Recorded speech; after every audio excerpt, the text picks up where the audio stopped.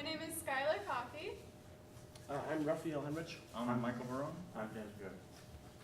And this is Koitus. It is artificially reproducing koi genomes. Koi, and it's a scientific name, they're an ornamental type of carp originally from Japan, and they look really pretty. So like Frederick Sturgill from Koi Farm, he says that they're like Ferraris of fish. So. Koi farming. The Japanese began to cultivate them for their beauty in the early 19th century, even going so far as to domesticate them, keep them as pets. And Frederick Sturgill again, he's an owner of a slightly koi farm in South Africa. He sells between 15 and 20,000 a year.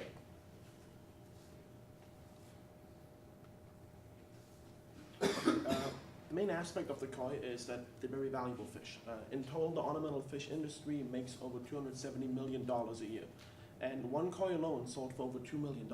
So these are very valuable fish. Here's a chart of some really popular koi fish in the industry. They easily range from about $50 to thousands, and that's depending on their appearance and their pattern and their rarity usually. This first one up here is called Kohaku, and it's the oldest and most well-known variety of koi. Their patterns are really important aspects, and so are their colors. Our hypothesis for our project is that if we manipulate the sequences of their genomes, then we can put them in a program that'll simulate like the reproduction and like show us the change in the color of the offspring and what comes out with the scales and colors.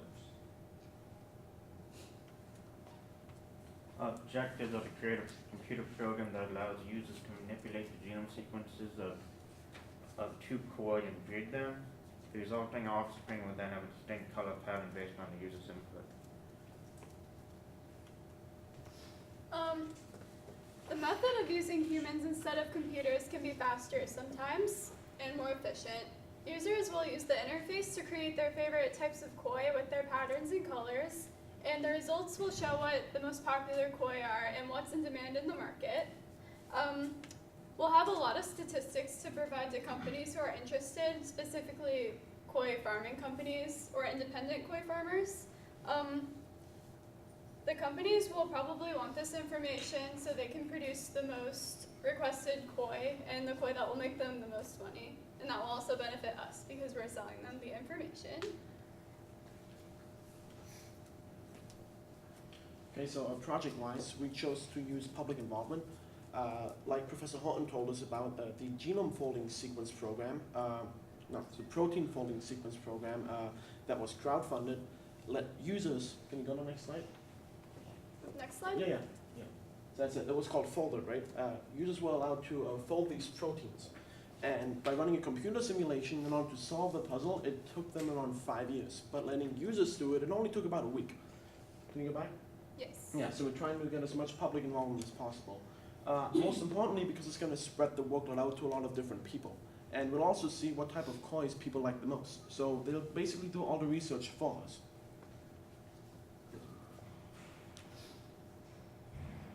It'll let users simulate like the breeding, and they can like predict the outcome of like what would happen if you breeded these two together, and then they can try to find one that they really like, and just yeah. So the program development is first we're going to design the user interface. Second, design the functionality. Third, to design the back end, and then we'll go for testing. So in terms of the methodology, we're going to obviously create the actual application, and we're going to need a specific algorithm because we're combining two different sets of genomes. The type of algorithm we're going to use is called a merge algorithm. Can you go to the next one? So this is it. You basically take two different lists, and these lists contain different sequences. In our case, that will be the genome sequences, and these will randomly be combined in our program. In our program, those will be designed according to the different type of phenotypes, recessive phenotypes and dominant ones that the fish have. And then this will essentially be the genome sequence of the offspring at the very bottom. Okay, here's the genealogy of the colored koi. This chart, it displays the various types of koi and how they are genetically linked. This chart relates to our app because it shows both common and rare koi, and the app will use information like this to generate koi offspring.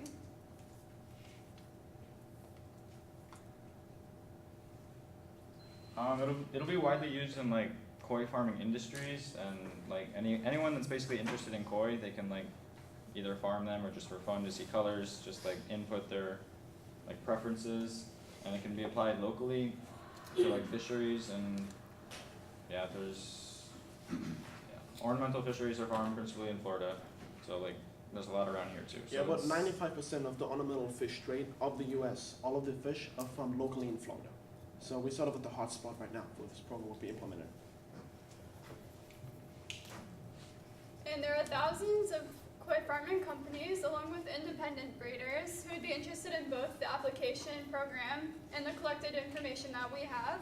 So the industry is pretty huge for what it is, and some interested parties might be the Quality Koi Incorporated at Nisai Koi Farm, Narita Koi Farms, it's in Japan, Dagnoi, and Kodama Koi Farm, and Blue Ridge Fish Hatchery, which is also a great resource for looking at different types of koi and their And genetics. the nice thing about a program that all we're really determining is the genome sequences. So these different cultural barriers don't really exist because we're just sending them the information that they want. We don't need to be present when talking to them or anything like that.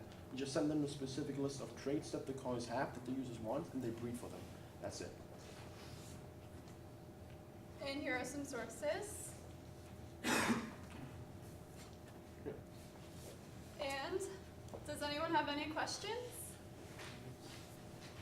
Sure. Can you go back to the very first slide? so Yeah, I with can the grab names. one? Yeah. Oh, I could have just so probably. question, Oops. Yes. So you are going to get the data of the genetic sequence, correct? Yes. Of one species and another species Yeah. of koi. Mhm. And then you're going to merge, is that what you're trying to do? You're Yeah, so users gonna are merge the traits that you want. Yeah, So we're like gonna a color. simulate the breeding of the different Exactly. types. Users will be able to see what genome sequences what kois can have, and then they can breed these, and then they can see the offspring.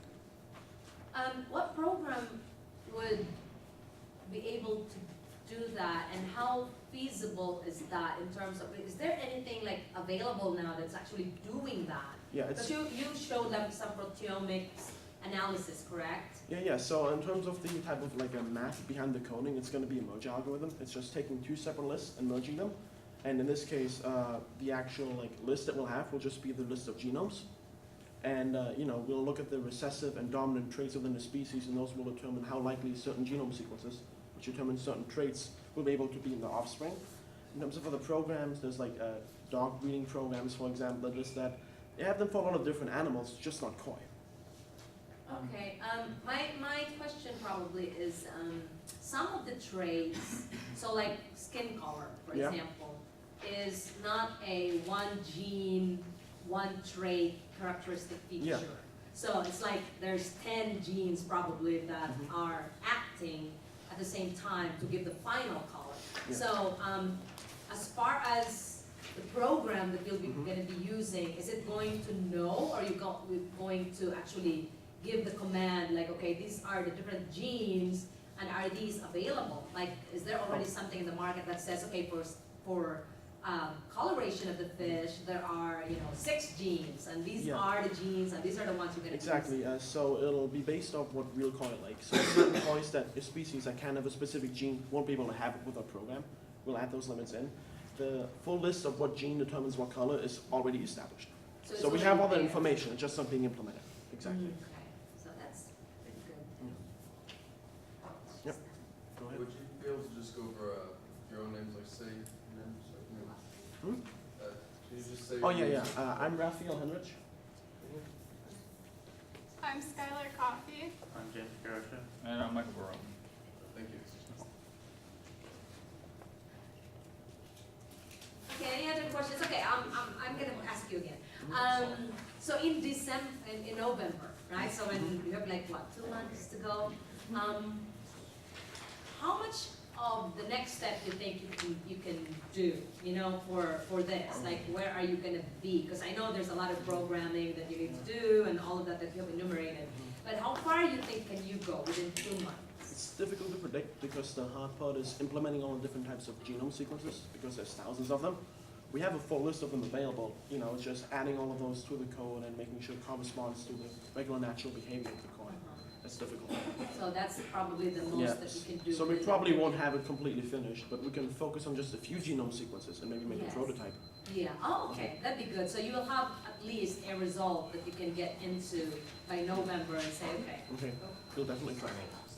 We'll Yes, definitely that's try, nice. yeah. All right, so we're good? Everybody, no questions? Yes? Okay, well, thank you, group.